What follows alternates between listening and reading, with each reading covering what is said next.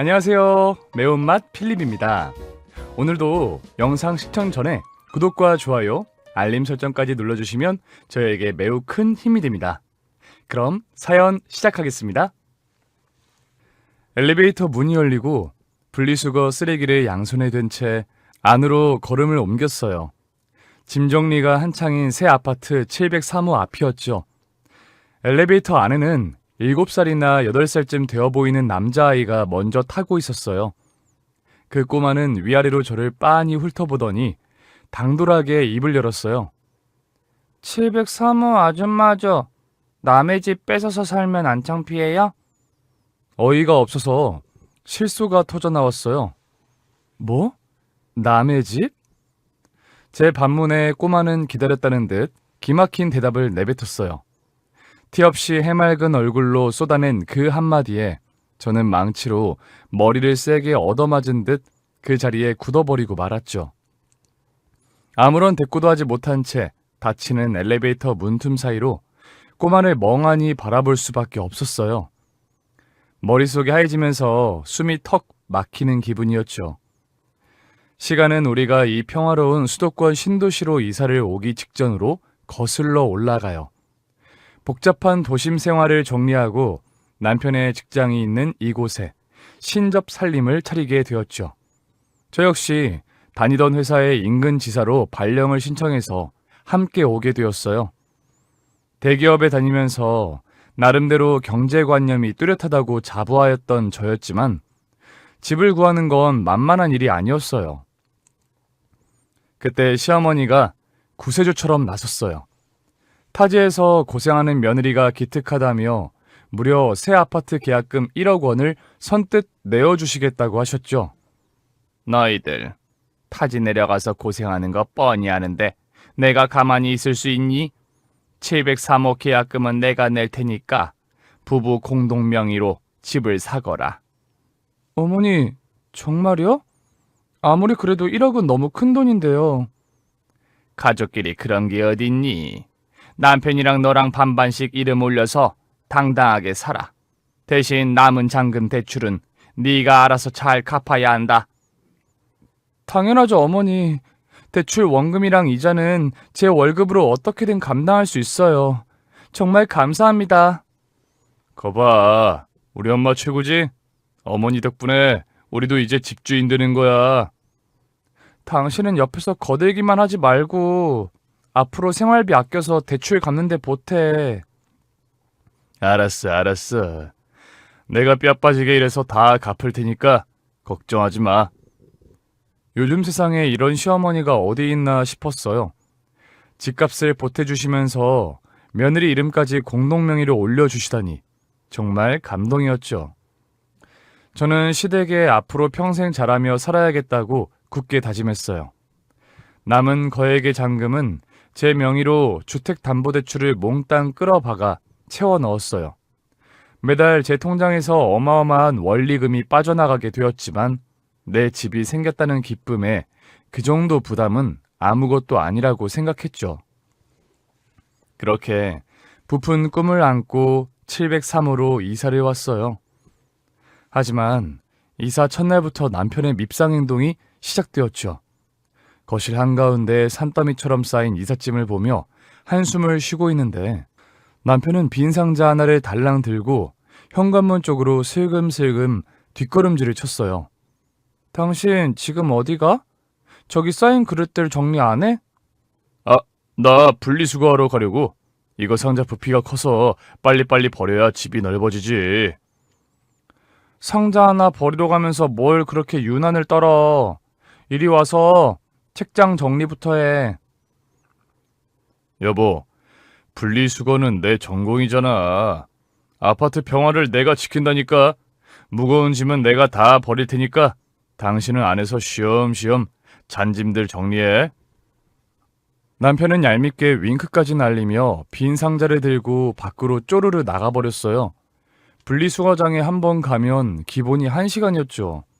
동네 사람들과 인사를 나눈다느니 경비 아저씨와 수다를 떤다느니 온갖 핑계를 대며 늦게 들어오기 일쑤였어요. 집안일은 쏙쏙 빠져나가면서 말로만 분리수거 마스터라고 떠드는 꼴이 얄미웠지만 짐 정리로 바빠서 굳이 큰 소리를 내지는 않았어요. 분리수거장에 집이라도 지었어? 왜 이렇게 늦어? 아파트 분리수거장 규정이 엄청 까다롭네. 플라스틱에 붙은 라벨 다 떼고 씻어서 버리느라 고생 좀 했지. 빈 상자 하나 달랑 들고 나갔으면서 무슨 플라스틱 타령이야. 핑계대지 말고 빨리 화장실 청소나 해. 아이고 허리야. 무거운 걸 들었더니 허리가 삐끗했나봐. 나 파스 좀 붙이고 누워있을게. 얄미운 남편을 등짝이라도 한 대 때려주고 싶었지만 신혼집 입성 첫 주라 기분 좋게 넘어가기로 했어요. 문제는 남편뿐만이 아니었어요. 시어머니 역시 저희가 이사 온 후로 부쩍 자주 찾아오시기 시작했죠. 일주일에 무려 3번씩이나 양손 무겁게 반찬통을 싸들고 오셨어요. 처음에는 며느리 고생 덜어주려는 시어머니의 따뜻한 마음이라고만 생각했어요. 새 집 정리하느라 바쁠 텐데 밥은 제대로 챙겨 먹고 다니니? 내가 반찬 좀 해왔다. 어머니, 안 그래도 냉장고가 텅 비어서 걱정이었는데 정말 감사합니다. 힘들게 뭘 이렇게 많이 오셨어요. 며느리 밥 챙겨주는 게 내 낙이다. 얼른 열어서 저녁 차려 먹자. 시어머니가 건네주신 반찬통들을 식탁 위에 올려놓고 뚜껑을 하나씩 열었어요. 그런데 반찬들을 보는 순간 고개가 갸우뚱해졌죠. 새빨간 케첩에 버무린 비엔나 소시지 볶음, 달달한 간장에 졸인 메추리알 장조림, 설탕을 듬뿍 넣은 멸치볶음, 그리고 당근과 양파를 잘게 다져 넣은 두툼한 달걀말이까지 전부 아이들이 환장할 만한 유아용 반찬들이었어요. 평소 매콤하고 칼칼한 음식을 즐겨 먹는 제 입맛과는 거리가 한참 멀었죠. 어머니, 반찬들이 다 달달하네요. 볶음탕이나 김치 같은 건 없어요? 요새 네 남편이 이런 걸 자꾸 찾더라. 밖에서 맵고 짠 걸 하도 먹고 다녀서 그런지 속이 쓰리다면서 이런 순한 반찬을 해달라지 뭐니. 당신 위험 드셨어? 며칠 전까지만 해도 짬뽕 국물 원샷 하더니 갑자기 웬 순한 맛타령이야? 나 요새 비엔나 소시지가 그렇게 땡기더라고. 직장 스트레스 받으니까 달달하고 짭짤한 애들 반찬이 당기나 봐. 내가 요즘 초딩 입맛으로 회출하나 봐. 남편은 뻔뻔하게 웃으며 비엔나 소시지를 포크로 콕 집어 입에 넣고 오물거렸어요. 아무리 스트레스를 받아도 그렇지 식성이 하루아침에 초등학생으로 변한다는 게 영 이해가 가지 않았지만 더 캐묻지는 않았어요. 어찌됐든 시어머니가 힘들게 해오신 정성을 무시할 수는 없었으니까요. 어머니, 아무리 그래도 다음에는 매콤한 진미채 볶음이나 파김치 좀 부탁드릴게요. 저도 밥은 먹고 살아야죠. 오냐, 알았다. 다음에는 네 입맛에 맞는 걸로 잔뜩 해오마. 오늘은 민기 많이 먹이렴. 시어머니는 인자하게 웃으시며 제 등을 토닥여 주셨어요. 그 미소 뒤에 숨겨진 진짜 의도는 꿈에도 모른 채 저는 맛없는 메추리알 장조림을 씹으며 억지로 밥 한 그릇을 비워냈죠. 하루는 주말을 맞아 대청소를 하기로 한 날이었어요. 남편은 아침 일찍부터 소파와 한몸이 되어 떨어질 줄 몰랐죠. 당신 안 일어나? 오늘 창틀 청소 다 하기로 했잖아. 여보, 나 어제 야근해서 온몸이 부서질 것 같아. 1시간만 더 잘게. 어제 일찍 퇴근해서 PC방 다녀온 거 다 아니까 잔말 말고 일어나. 걸레 빨아올 테니까 베란다로 나와. 아휴, 알았어. 우리 마누라 무서워서 이 집에서 살겠나. 남편은 입을 삐죽거리며 베란다로 나와 억지로 창틀을 닫기 시작했어요. 저는 안방 화장실 청소를 마치고 나와 남편이 잘하고 있는지 확인하러 갔죠. 그런데 베란다 창밖을 내다보던 남편의 시선이 유독 한 곳에 꽂혀 있는 걸 발견했어요. 바로 저희 동과 마주보고 있는 105동 앞 놀이터였죠. 당신 청소는 안 하고 밖에서 뭐 재밌는 거 구경해? 아니야. 저기 놀이터에 애들이 뛰어노는 게 귀여워서 잠깐 봤어. 애들 노는 게 뭐 그렇게 신기하다고 넋을 놓고 봐. 빨리 마저 닦아. 알았다고. 아유, 이놈의 집구석. 일요일에도 편히 쉬지를 못하네. 남편은 투덜거리며 걸레질을 재개했지만 저는 뭔가 찜찜한 기분을 지울 수가 없었어요. 평소 아이들이라면 질색하며 시끄럽다고 귀를 막던 사람이 놀이터를 넋놓고 바라본다는 게 앞뒤가 맞지 않았으니까요. 게다가 요 며칠 사이 남편의 분리수거 시간은 점점 더 길어지고 있었어요. 당신 오늘 쓰레기 별로 없는데 왜 이렇게 오래 걸렸어? 아, 그게 아파트 단지에 길고양이가 있길래 참치캔 하나 사서 밥 좀 주느라 늦었어. 당신 고양이 털 알레르기 있잖아. 근처에만 가도 재채기 하면서 무슨 고양이 밥을 줘? 아니, 멀찌감치 던져주고 왔지. 나 씻고 바로 잘게. 피곤하다. 남편은 제 눈을 피하며 황급히 화장실로 쏙 들어가 버렸어요. 변명도 참 성의 없게 한다는 생각이 들었죠. 알레르기 있는 사람이 굳이 편의점까지 가서 참치캔을 사서 길고양이 밥을 준다니 지나가던 개가 웃을 일이었어요. 하지만 이때까지만 해도 저는 그저 남편이 집안일을 하기 싫어서 밖으로 걷도는 것이라고만 생각했어요. 상상조차 하지 못했죠. 남편이 길고양이 밥을 챙겨준 게 아니라 다른 누군가의 집에서 완벽하게 다른 가장 노릇을 하고 있었다는 사실을 말이에요. 며칠 뒤 퇴근길에 아파트 단지 상가에 있는 세탁소에 들렸어요. 남편의 겨울 코트와 제 정장 여러 벌을 드라이클리닝 맡기기 위해서였죠. 세탁소 사장님은 단지 내의 모든 소문을 꿰고 있는 알아주는 오지랖의 여왕이셨어요. 어머, 703호 세대가 왔네. 이 많은 걸 혼자 들고 왔어. 남편 시키지 않고. 남편은 바쁘다 핑계대고 집에서 꼼짝도 안 하네요. 제가 하는 게 속 편해요. 그래? 남편들이 다 그렇지 뭐. 그런데 새댁 남편 말이야. 혹시 백오동에 친척이라도 살아? 네? 백오동이요? 아니요, 저희 이쪽에는 아는 사람 아무도 없는데요. 어머, 그래? 이상하네. 저번에 새댁 남편이 세탁물 찾아가면서 백오동 쪽으로 쏙 들어가더라고. 내가 뒷모습을 똑똑히 봤는데. 분리수거장 가는 길이 백오동 쪽이라서 잘못 보신 거 아닐까요? 아유, 내 눈이 얼마나 정확한데. 분리수거장은 103동 뒤쪽이잖아. 분명히 105동 공동현관문 열고 들어가는 걸 봤다니까. 혹시 남편 몰래 친한 친구라도 그 동에 사는 거 아니야? 세탁소 사장님의 말에 순간 등줄기가 서늘해졌어요. 남편이 105동에 들어갔다고?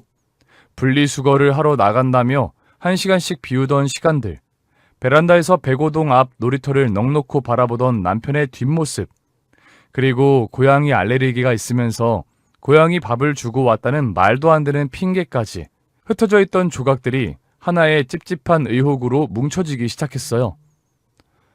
사장님, 확실히 저희 남편 맞아요? 베이지색 패딩 입고 있었나요? 그럼 내가 새댁 남편 얼굴을 왜 몰라?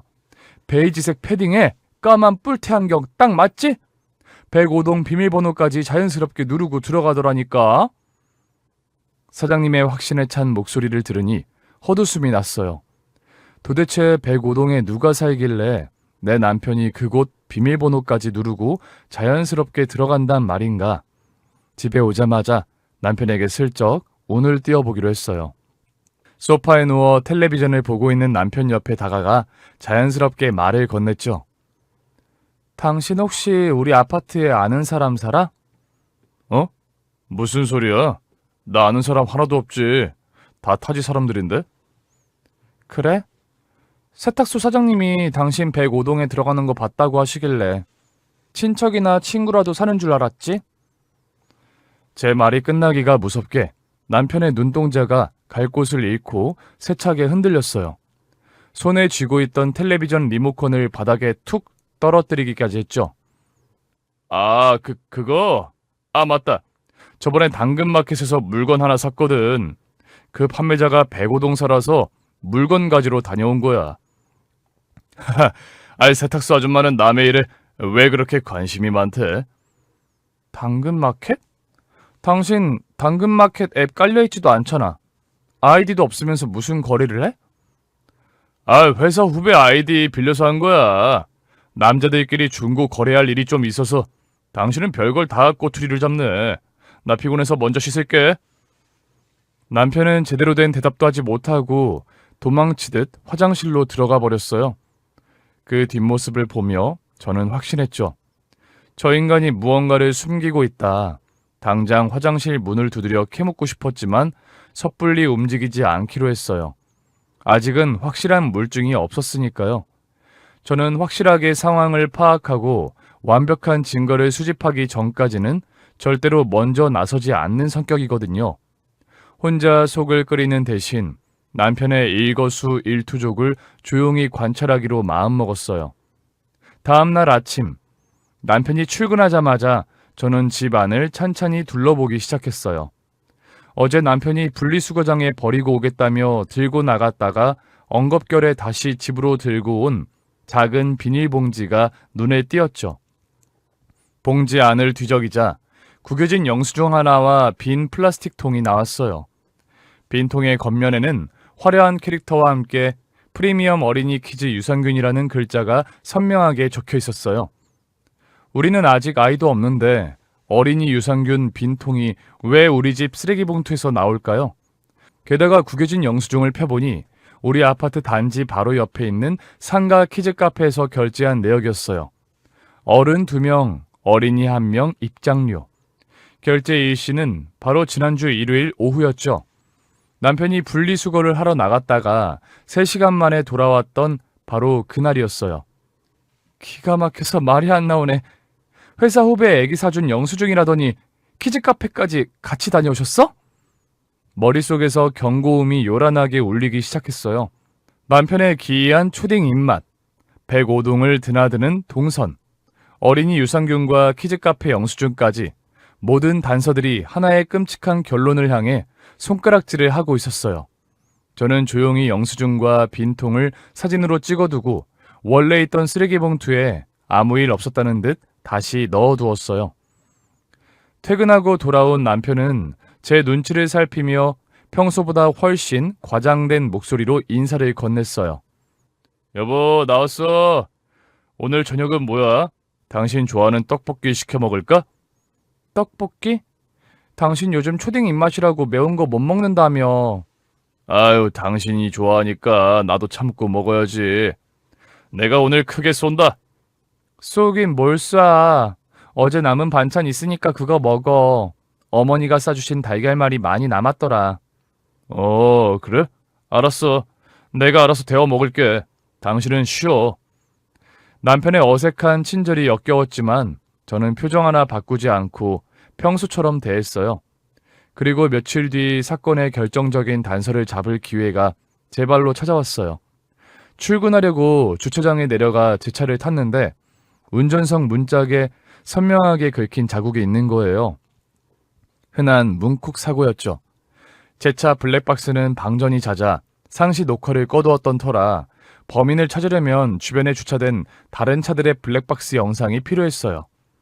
마침 제 차 바로 맞은편에 남편의 차가 주차되어 있었어요. 저는 남편 차 문을 열고 들어가 블랙박스 SD카드를 뺐어요. 집으로 돌아와 노트북에 SD카드를 연결하고 어젯밤 녹화된 영상을 돌려보기 시작했죠. 제 차를 긁고 간 범인을 찾기 위해 마우스를 클릭하던 제 손이 어느 순간 허공에서 멈춰섰어요. 화면에 찍힌 건 주차장 기둥 번호와 시간대였어요. 남편은 분명 어제 야근을 한다며 밤 11시가 다 되어서야 피곤한 기색으로 집에 들어왔거든요. 그런데 남편 차의 블랙박스 영상 속 주차장 기둥 번호는 703호 앞 구역이 아니었어요. 105동 앞 지하 주차장 구역이었죠. 영상 속 시간은 저녁 6시 30분. 남편은 칼퇴근을 하자마자 105동 쪽 주차장으로 쏙 들어갔어요. 그리고 영상을 배속으로 돌려보니 남편의 차가 105동 구역을 빠져나와 저희 703호 쪽으로 이동한 시간은 밤 11시가 훌쩍 넘어서였어요. 어제 야근한다며 밤 11시에나 들어오더니 6시 반에 퇴근해서 105동에서 아주 살림을 차렸구나. 떨리는 손으로 그 다음날 영상들도 차례로 확인했어요. 패턴은 정확히 일치했어요. 퇴근 후 105동 쪽 주차장 진입, 밤늦게 703호 앞 주차장으로 이동. 심지어 주말에는 105동 앞에서 어떤 여자와 아이를 태우고 밖으로 나가는 흐릿한 영상까지 찍혀 있었죠. 남편이 그 아이를 안아 올리며 환하게 웃는 모습만큼은 너무나도 똑똑히 보였어요. 그 순간 엘리베이터에서 마주쳤던 꼬마의 당돌한 목소리가 환청처럼 귓가를 때렸어요. 아줌마가 703호 아줌마죠? 남의 집 뺏어서 살면 안 창피해요? 꼬마가 던진 기막힌 대답의 퍼즐 조각이 드디어 제자리를 찾아 맞춰지는 기분이었어요. 등골이 오싹해지며 온몸에 솜털이 곤두서는 것 같았죠. 105동에 숨겨둔 여자와 아이, 그리고 부부 공동명이라는 명목 하에 제 대출금으로 유지되고 있는 703호 이 아파트. 저는 노트북 화면을 노려보며 주먹을 꽉 쥐었어요. 슬픔이나 배신감보다 먼저 차오른 건 제 돈과 인생을 농락한 저 인간들에 대한 지독한 경멸이었어요. 어디 한번 끝까지 가보자 싶었죠. 저는 조용히 아주 철저하게 밟아 뭉개버릴 작정이었으니까요. 모아둔 블랙박스 영상과 영수증 사진들을 제 개인 클라우드에 백업해두며 저는 반격을 준비하기 시작했어요. 아직 섣불리 남편의 멱살을 잡을 때는 아니었어요. 저들이 짜놓은 이 더러운 판의 실체를 남김없이 파헤쳐야만 했죠. 그날 밤 아무것도 모르는 남편은 해맑은 얼굴로 퇴근해 거실 소파에 벌러덩 누웠어요. 아, 피곤해. 여보, 나 물 한 잔만 갖다 줘. 손이 없어, 발이 없어. 당신이 직접 떠다 마셔. 아이고, 우리 마누라. 오늘 기분이 별로 안 좋으신가 보네. 내가 내일 맛있는 거 사올 테니까 화 풀어. 능청스럽게 웃어 보이는 남편의 얼굴에 당장이라도 노트북을 집어던지고 싶었지만 저는 꾹 참고 돌아섰어요. 더 큰 한 방을 위해 지금은 완벽하게 속아주는 척해야 했으니까요. 저는 주방으로 걸어가 찬물을 벌컥벌컥 들이켰어요. 이 물 한 잔으로 속을 달래고 내일부터는 시어머니의 움직임까지 샅샅이 뒤져볼 참이었어요. 1억을 선뜻 내놓으며 공동명의를 권하던 시어머니의 천사 같은 미소 뒤에 어떤 치밀한 진실이 숨어 있을지 똑똑히 밝혀내기 위해서 말이죠. 엘리베이터 문이 닫히고 집으로 돌아온 뒤에도 제 머릿속은 복잡하게 엉켜 있었어요. 하지만 서두르지 않기로 했어요. 어설프게 남편의 멱살을 잡고 추궁해봤자 오리발을 내밀게 뻔했으니까요. 저는 조용하고 철저하게 그들이 짜놓은 이 연극의 실체를 파헤치기로 마음먹었어요. 다음날 저녁 무렵이었어요. 현관문 도어락이 열리는 소리와 함께 시어머니가 커다란 보냉백을 들고 들어오셨죠. 아가, 퇴근했니? 저녁은 먹었고? 네, 어머니. 방금 와서 옷 갈아입었어요. 오늘도 반찬 해오셨네요? 무거우신데 뭘 이렇게 자주 오세요? 우리 아들이 요새 입맛이 통 없는 것 같길래 신경 좀 썼다. 냉장고에 얼른 넣어라. 시어머니가 건네주신 반찬통들을 하나씩 꺼내 식탁 위에 올리는데 투명한 플라스틱 통 하나가 유독 눈에 띄었어요. 뚜껑 한쪽 구석에 네임펜으로 작게 철민이라고 적혀 있었죠. 어머니, 이 반찬통은 처음 보는 거네요? 여기 뚜껑에 철민이라고 적혀 있는데 철민이가 누구예요? 그게 저기 노인정 친구 손자 이름인데 반찬통이 섞였나 보다. 늙으면 이렇게 깜빡깜빡 한다니까. 노인정 친구분 손자요? 저번에는 유아용 뽀로로 숟가락이 보냉백에서 떨어지더니 어머니 주변에는 어린아이 키우는 할머니들이 참 많으신가 봐요. 그럼 노인네들 모이면 다 손자 손녀 자랑뿐이지 뭐. 남편 오면 밥 든든하게 챙겨 먹여라. 나 피곤해서 이만 가볼게. 시어머니는 눈을 제대로 마주치지 못하고 황급히 도망치듯 현관문을 나서셨어요. 저는 거실 창가로 다가가 커튼 틈새로 아파트 단지 입구를 내려다 보았죠. 시어머니의 은색 승용차가 아파트 정문을 빠져나가지 않고 자연스럽게 좌회전을 하더니 105동 앞 지상주차장에 차를 대는 모습이 똑똑히 보였어요. 피곤해서 집에 가신다더니 105동으로 바로 출근을 하시네? 아주 고부간에 짝짝꿍이 기가 막히게 잘 맞으시네. 퍼즐의 빈자리가 하나둘 채워지고 있었지만 아직 가장 중요한 핵심이 빠져 있었어요. 남편이 두 집 살림을 한다는 건 확실해졌는데 그렇다면 시어머니는 왜 귀한 돈 1억 원을 선뜻 내놓으며 이 집을 굳이 부부 공동 명의로 해준 걸까? 그 이유를 알아야만 이 연극의 막을 내릴 수 있었죠. 마침 5월, 직장인들의 종합소득세 신고 기간이었어요. 주말 오후 소파에 누워 코를 골며 낮잠을 자는 남편을 깨웠죠. 당신 일어나봐. 홈택스 들어가서 세금 신고할 거 있으니까 공동인증서 비밀번호 빨리 불러. 아, 나 피곤한데. 그거 나중에 내가 알아서 폰으로 할게. 알아서 하긴 뭐래? 작년에 당신이 미루다가 가산세 물었잖아. 빨리 불러. 내가 내 거 하면서 같이 해버리게. 아이, 참 귀찮게 하네. 내 생일이랑 당신 생일 섞은 거잖아. 알지? 비몽사몽간의 비밀번호를 웅얼거린 남편은 다시 등 돌려 잠에 빠져들었어요. 저는 서재로 들어가 노트북을 켜고 남편의 인증서로 홈택스와 주거래 은행 사이트에 접속했어요. 부부 사이에 합법적으로 동의를 얻어 접속한 것이니 불법 뒷조사 같은 건 아니었죠.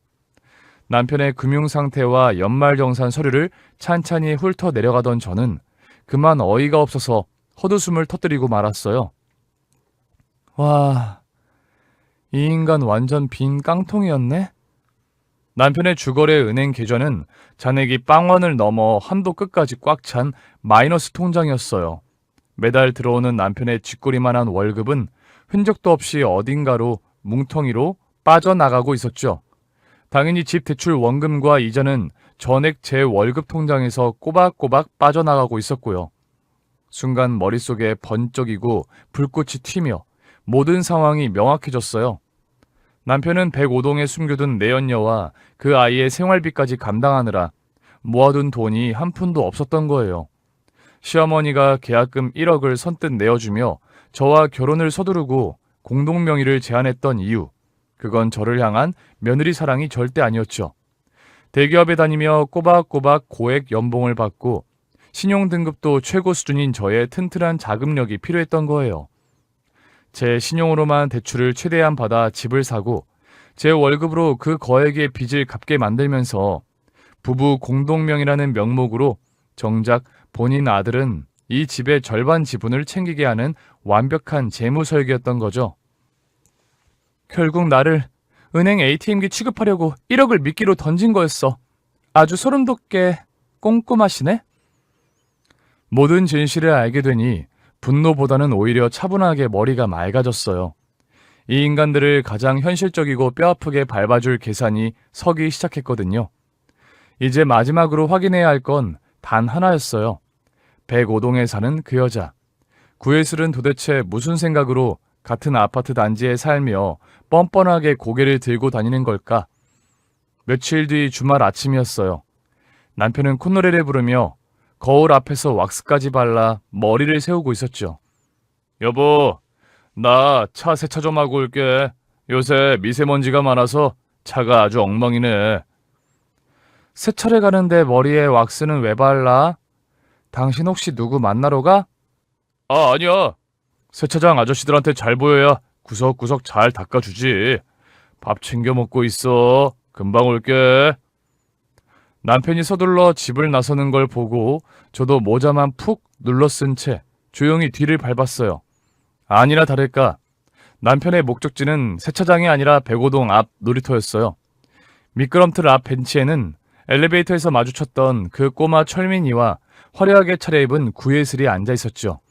남편은 자연스럽게 철민이를 번쩍 안아 올리며 구예슬 옆에 바짝 붙어 앉았어요.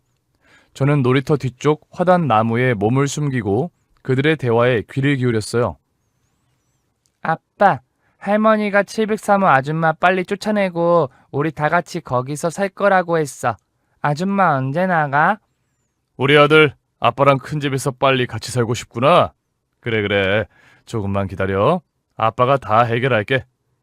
당신 어머니도 참 너무하셔. 다주택자 세금 피하려고 명의만 저 여자 이름으로 해둔 거면 월세 공짜로 살게 해준 은혜를 알아서 눈치껏 기어 나가야지. 집주인 행세를 아주 톡톡히 한다면서? 아유, 말도 마. 그 여자가 원래 꽉 막히고 눈치가 좀 없어. 조만간 핑계대서 단칼에 내보낼 테니까 조금만 참아, 자기야. 빨리 내보내. 우리 철민이 내년에 초등학교 들어가는데 언제까지 이렇게 좁은 24평 월세방에서 살게 할 거야. 703호 저 집 당신 어머니 돈으로 산 건데 당연히 우리가 들어가야지. 그들의 대화를 듣는 순간 엘리베이터에서 철민이가 했던 그 기막힌 대답의 전말이 완벽하게 맞춰졌어요. 남편과 시어머니는 구혜슬에게 엄청난 거짓말을 해둔 거였어요. 703호는 시어머니가 샀지만 다주택자 세금을 피하기 위해 제 명의만 빌려둔 거라고, 저는 그저 월세 대신 명의를 빌려주고 얹혀 사는 멍청한 세입자라고 말이에요. 그러니 구혜슬은 저를 시어머니에게 이용당하는 가짜 집주인 호구로 철석같이 믿고 있었고, 철민이에게 당당하게 우리 아빠가 산 집이라고 세뇌를 시킬 수 있었던 거죠. 동선의 낭비를 줄이고 제 월급을 쪽쪽 빨아먹으면서 동시에 내연녀까지 감쪽같이 속여 넘긴 시어머니의 기막힌 각본이었어요. 와, 이 집 사람들 사기꾼 유전자가 남다르네. 구혜슬 너도 어지간히 멍청하다. 명의만 빌려주는 미친 사람이 세상에 어디 있다고 그걸 순진하게 다 믿니? 놀이터 벤치에서 화기애애하게 웃고 있는 세 사람의 모습을 바라보며 저는 헛웃음을 삼켰어요. 저렇게 세상 물정 모르는 내연녀와 빛 좋은 개살구인 깡통 남편, 그리고 이 모든 사기극을 기획한 시어머니까지, 이들을 한자리에 모아놓고 진짜 현실의 쓴맛을 보여주면 어떤 표정들을 지을지 상상만 해도 손끝이 짜릿해졌죠. 집으로 돌아온 저는 당근마켓 앱을 켰어요. 동네 인증을 105동 근처로 맞추고 무료 나눔글을 하나 올렸죠. 품목은 새 것이나 다름없는 최고급 어린이용 유아 전동차였어요. 맘카페에서 줄을 서서 구한다는 인기 모델이라 구혜슬이 철민이를 위해 당장이라도 눈이 뒤집혀 달려들 만한 완벽한 미끼였죠. 시간이 조금 지나자 당근마켓 채팅 알람이 요란하게 울리기 시작했어요. 무료 나눔 글을 보고 동네 사람들이 앞다투어 메시지를 보내온 것이었죠. 저는 프로필 사진을 꼼꼼히 확인했어요. 그리고 익숙한 아이디 하나를 발견했죠. 프로필 사진은 놀이터에서 본 철민이의 해맑은 얼굴이었고 닉네임은 철민맘이었어요. 안녕하세요. 전동차 아직 있나요? 저희 아이가 너무 갖고 싶어 해서요. 바로 가지러 갈 수 있습니다. 미끼를 덥석 물어버린 구혜슬의 다급한 메시지를 보니 실수가 터져나왔어요. 네, 아직 있어요. 문고리 거래는 안 하고 직접 전달해드리고 있어요. 오늘 저녁 7시에 703호로 오시면 됩니다. 아, 703호요? 네, 알겠습니다. 7시 정각에 뵐게요. 구혜슬은 전혀 눈치채지 못했어요. 703호라는 호수를 보고도 그저 단지 내의 우연한 이웃이라고만 생각했겠죠. 자기가 가짜 세입자라고 무시하던 여자의 집이라는 건 꿈에도 모른 채 공짜 전동차를 얻을 생각에 신이 나 있었을 거예요. 자, 이제 무대는 완벽하게 세팅됐어. 주인공들이 입장할 시간이야. 저는 휴대폰 화면을 가볍게 두드리며 시어머니에게 문자를 보냈어요. 어머니, 오늘 저녁에 중요한 드릴 말씀이 있으니까 당신 퇴근 시간 맞춰서 집으로 좀 오세요. 전송 버튼을 누르고 나니 속이 뻥 뚫리는 기분이었어요. 구질구질하게 머리채를 잡거나 경찰서에 갈 필요도 없었죠. 그들이 겹겹이 쌓아 올린 새빨간 거짓말의 모래성을 아주 우아하고 현실적으로 무너뜨려줄 완벽한 계획이 제 머릿속에 완성되어 있었으니까요. 거실 창밖으로 노을이 붉게 물들기 시작했어요. 저는 서재에서 출력해둔 묵직한 서류 봉투 2개를 거실 테이블 중앙에 반듯하게 올려두었어요. 하나는 이혼 및 상간녀 위자료 청구 소장, 다른 하나는 남편 명의 지분 가압류 신청서였죠. 피땀 흘려 번 내 돈으로 감히 두 집 살림을 해? 너희들은 오늘 제대로 된 지옥을 보게 될 거다. 벽시계 바늘이 저녁 7시를 향해 서서히 다가가고 있었어요. 평온했던 703호 거실에 걷잡을 수 없는 폭풍이 몰아치기 일보 직전이었죠. 벽시계의 초침이 저녁 6시 50분을 가리킬 즈음 현관문 도어락이 경쾌한 소리를 내며 열렸어요. 약속이라도 한 듯 남편과 시어머니가 나란히 들어왔죠. 남편은 넥타이를 반쯤 풀어 헤친 채 짜증 섞인 표정이었고 시어머니 역시 귀찮은 기색이 역력했어요. 여보, 무슨 일인데 엄마까지 오라고 유난이야. 나 오늘 회사에서 엄청 시달리다 와서 피곤해 죽겠구먼. 씻지 말고 일단 저기 소파에 앉아. 어머님도 거기 앉으시고요. 밥도 안 차려놓고 사람을 오라가라 하니? 도대체 무슨 중요한 할 말이 있다는 거니? 저는 대답 대신 식탁 의자를 끌어와 두 사람을 마주보고 앉았어요. 거실 테이블 위에는 제가 미리 준비해둔 서류 봉투 2개가 얌전히 놓여 있었죠. 영문을 모르는 두 사람은 짜증 섞인 얼굴로 저와 서류 봉투를 번갈아 쳐다봤어요. 그리고 정확히 7시 정각, 경쾌한 초인종 소리가 정막을 깼어요. 이 시간에 올 사람이 없는데 누구지? 내가 나가볼게. 앉아 있어. 내가 여는 게 나으니까. 저는 엉덩이를 들썩이는 남편을 제지하고 현관으로 걸어갔어요. 도어락을 열고 문을 활짝 젖히자 예상대로 화려한 꽃무늬 원피스를 입은 구예슬이 철민이의 손을 잡고 서 있었어요. 구예슬은 공짜 전동차를 얻을 생각에 잔뜩 상기된 표정이었죠. 안녕하세요. 당근마켓 무료 나눔 받으러 왔는데요. 유아용 전동차 맞죠? 네, 맞아요. 그런데 밖에서 그러지 말고 일단 안으로 들어오시죠. 제가 몸을 비켜서며 집 안을 보여주자 현관 너머 거실 소파에 앉아있던 남편과 시어머니의 얼굴이 구예슬의 시야에 정면으로 들어왔어요. 구예슬의 턱이 쩍 벌어지며 눈이 튀어나올 듯 커졌죠. 소파에 앉아있던 남편은 귀신이라도 본 것처럼 안색이 하얗게 질렸고 시어머니는 들고 있던 핸드백을 바닥에 툭 떨어뜨리고 말았어요. 어머님. 그리고 자기가 이 시간에 왜 여기 있어? 구예슬의 입에서 튀어나온 어머님과 자기야라는 호칭에 703호 거실은 그야말로 숨소리조차 들리지 않는 얼음장이 되어버렸어요. 남편은 사시나무 떨듯 다리를 덜덜 떨기 시작했고 시어머니는 꿀먹은 벙어리처럼 입만 뻐끔거렸죠. 저는 당황해서 굳어버린 구예슬의 팔을 잡아 끌어 거실 한가운데로 밀어넣었어요. 들어와, 구예슬. 밖에서 동네 사람들 다 듣게 떠들지 말고. 야, 너 뭐야? 네가 내 이름을 어떻게 알아? 자기야, 이거 어떻게 된 거야? 이 여자가 왜 우리 집에 있어? 상황 파악을 못한 구예슬이 적반하장으로 소리를 빽 질렀어요.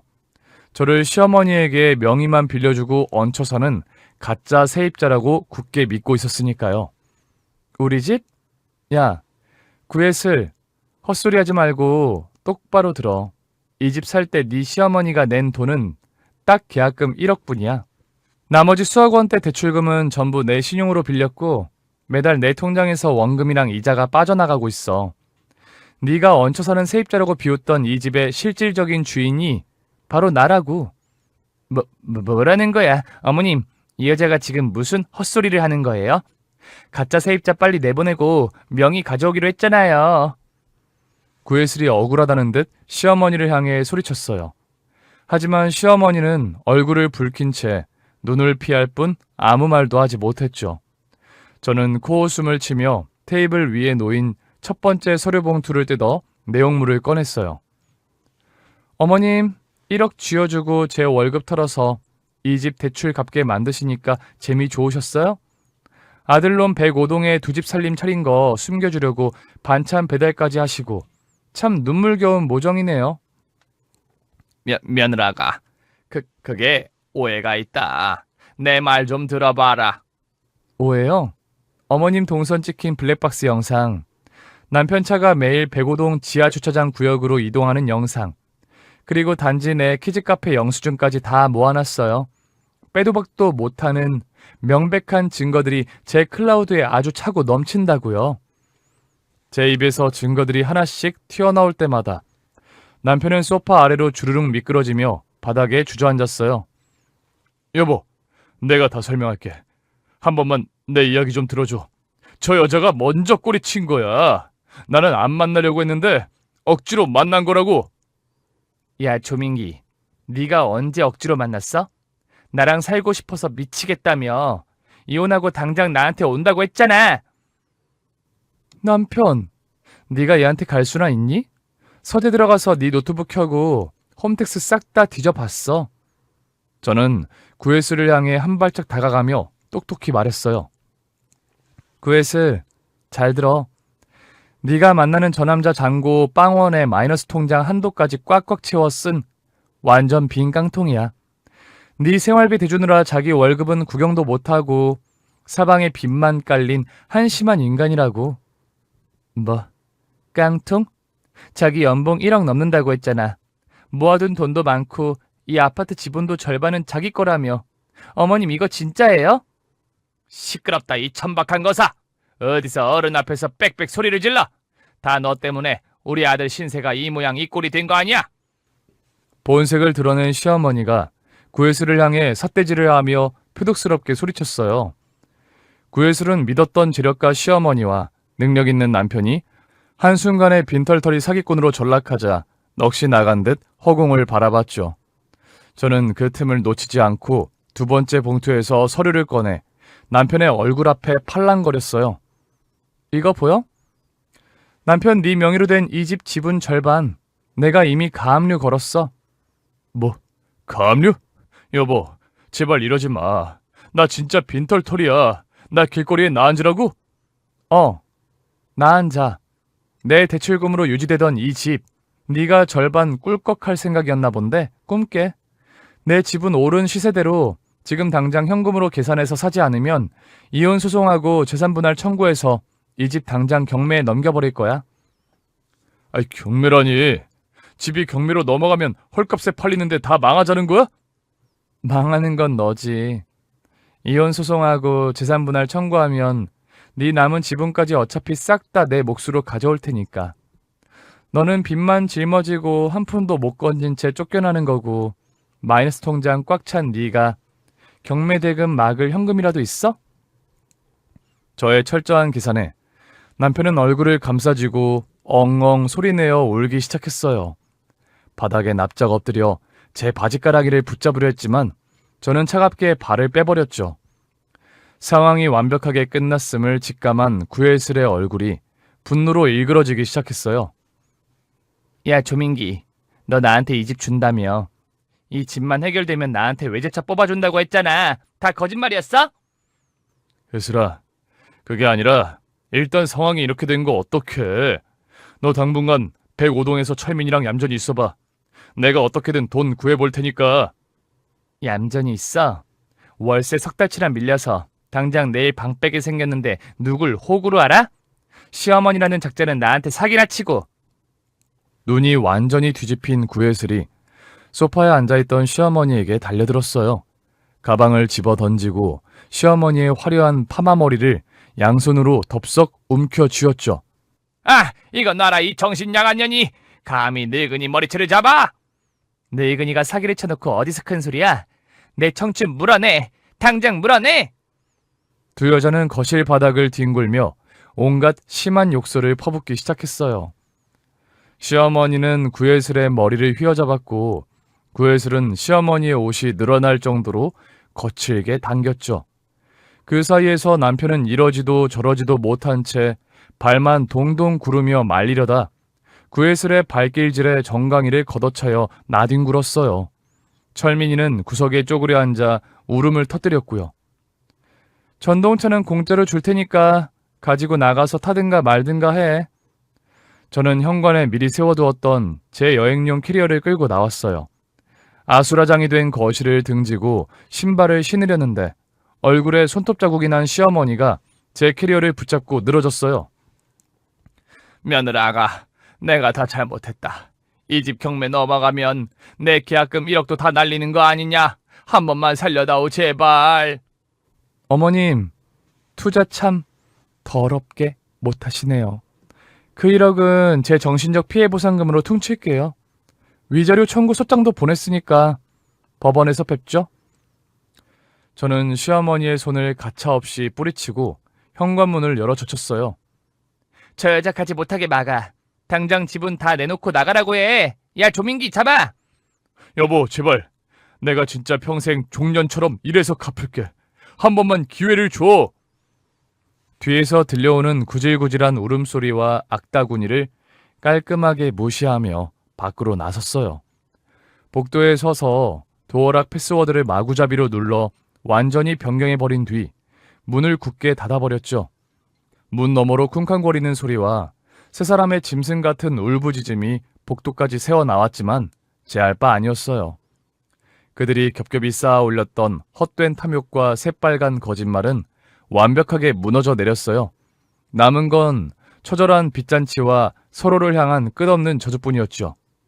캐리어를 끄는 제 손걸음은 그 어느 때보다 가벼웠고 얼굴에는 시원한 미소가 번지고 있었어요. 호텔에 짐을 풀고 침대에 걸터 앉아 가장 먼저 한 일은 은행 앱을 켜는 거였어요. 법적인 소송은 변호사가 알아서 할 일이고 제가 일상에서 할 수 있는 진짜 복수는 철저한 금융치료였으니까요. 남편이 평소 당당하게 긁고 다니던 제 명의의 가족카드를 모조리 정지시켰어요. 남편의 자동차 보험료와 통신비 자동이체도 싹 다 제 계좌에서 끊어버렸죠. 두 집 살림을 유지하던 생명줄을 가위로 싹둑 잘라버린 셈이었어요. 다음날 아침 출근 준비를 하는데 예상대로 남편에게서 불이 나게 전화가 걸려왔어요. 여보, 나 출근길에 주유소 들렀는데 카드가 다 정지됐어. 내 지갑에 현금 한 푼도 없는 거 알잖아. 기름값이 없어서 회사에 못 가고 있어. 카드 정지 좀 빨리 풀어줘. 네 차 기름값을 왜 내가 내줘? 너 마이너스 통장 있다며. 그거 써서 결제해. 마통 한도 다 막혀서 카드 승인이 안 된다니까. 어제 구해슬이 집구석 다 때려 부수고 경찰 출동하고 난리도 아니었어. 나 진짜 미치기 일보 직전이야. 제발 기름값 5만 원만 보내줘. 5만 원이 애 이름이니? 돈 없으면 차 팔아서 기름값 해. 그리고 구해슬이 어머님 머리채 잡고 때려 부순 집안 수리비는 네 월급에서 알아서 물어내. 전화를 뚝 끊어버렸어요. 남편은 톨게이트인지 주유소인지 모를 길바닥에서 빵빵거리는 뒷차들의 눈총을 받으며 쩔쩔매고 있겠죠. 그날 오후 이번에는 시어머니에게서 다급한 전화가 왔어요. 목소리가 사시나무처럼 덜덜 떨리고 있었죠. 아가, 나다. 어제는 내가 늙어서 망령이 났었나 보다. 내가 다 잘못했다. 사과하실 거면 끊으세요. 드릴 말씀 있으시면 변호사 통해서 하시라니까요. 그게 아니라 나 좀 살려다오. 내가 너한테 집사라고 준 계약금 1억 말이다. 그거 내 돈이 아니라 여기저기 친척들한테 빌리고 모자란 건 사채까지 끌어다 이자 쳐서 갚기로 하고 무리해서 빌린 돈이다. 남의 돈 빌리고 사채까지 써서 며느리 호구 잡으려고 하셨어요? 참 대단하시네요. 달마다 줘야 할 사채 이자만 수백만 원인데 당장 갚으라고 험악한 사람들이 집 앞까지 찾아와서 문을 두드리고 난리다. 내 체면이 바닥에 떨어졌어. 네가 그 1억만 내 통장으로 다시 쏴주면 내가 당장 아들이랑 이혼시켜주마.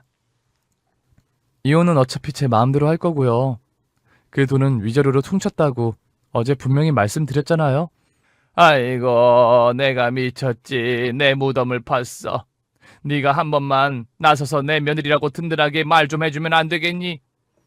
어머니, 저는 곧 남남이 될 사람인데 무슨 며느리 행세를 해요. 노인정 분들한테 솔직하게 말씀하세요.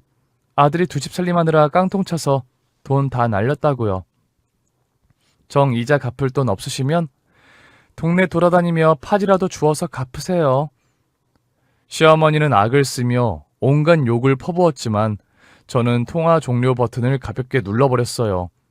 평생 동네에서 돈 많은 사모님 행세를 하며 체면을 차리던 시어머니는 이제 빚쟁이들에게 멱살을 잡히는 초라한 신세로 전락해버렸죠.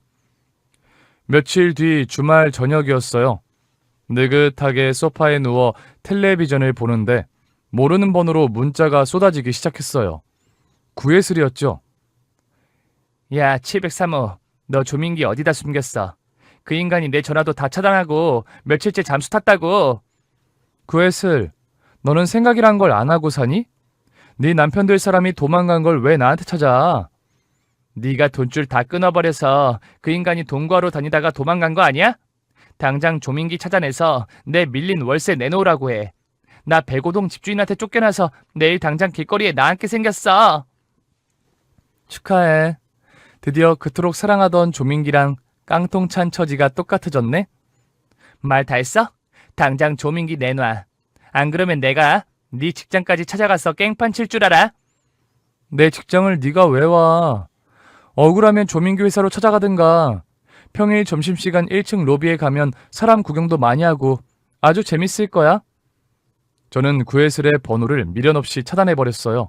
그리고 바로 다음 날 기가 막힌 소식이 들려왔어요.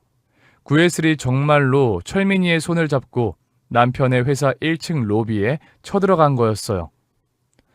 여보, 너 혹시 구혜슬한테 내 회사 로비로 오라고 했어? 걔가 네 회사 쳐들어갔니? 아주 부지런하네. 부지런한 게 문제가 아니야. 밀린 월세 내놓으라고. 회사 바닥에 들어누워서 악을 쓰고 난리도 아니야. 보안 요원들 출동하고 인사팀장님까지 다 내려오셨다고. 나 진짜 회사에서 잘리게 생겼어. 제발 살려줘. 잘 됐네. 어차피 빚 갚느라 월급 구경도 못 할 텐데 차라리 잘리고 편하게 쉬어. 너 진짜 1억이야? 내가 직장을 잃으면 위자료는 무슨 돈으로 줄 건데? 나 진짜 뛰어내리고 싶다고. 위자료 못 주면 네 명의로 된 아파트 지분 다 내놔야지 뭐. 어차피 회사 잘리면 대출 이자도 못 낼 텐데 얌전히 지분 포기각서 쓰고 도장이나 찍어. 구혜슬의 활약 덕분에 사내 게시판과 블라인드 앱에는 남편의 더러운 두 집 살림과 사기극이 생중계되듯 퍼져나갔어요. 남편은 출근은커녕 얼굴을 들고 다닐 수도 없는 처지가 되어 결국 스스로 사표를 쓰고 도망치듯 회사를 그만둬야 했죠. 그들이 일상에서 완벽하게 파멸해가는 동안 법적인 소송은 지루할 틈도 없이 일사천리로 끝났어요. 남편은 직장을 잃고 수입이 끊겨 변호사를 선임할 돈조차 없었어요. 시어머니는 빚쟁이들에게 고소를 당해 경찰서를 들락거리느라 정신이 없었고 구혜슬 역시 찜질방을 전전하느라 소송에 대응할 여력이 전혀 없었죠. 남편이 쥐고 있던 703호의 절반 지분은 그동안 제가 단독으로 갚아온 대출금 상환 기여도와 위자료 명목으로 아주 깔끔하게 100% 제 앞으로 넘어왔어요. 몇 달 후 저는 부동산 중개인과 함께 다시 703호 거실에 서 있었어요. 아파트는 참 좋은데 혼자 살기엔 좀 넓네요.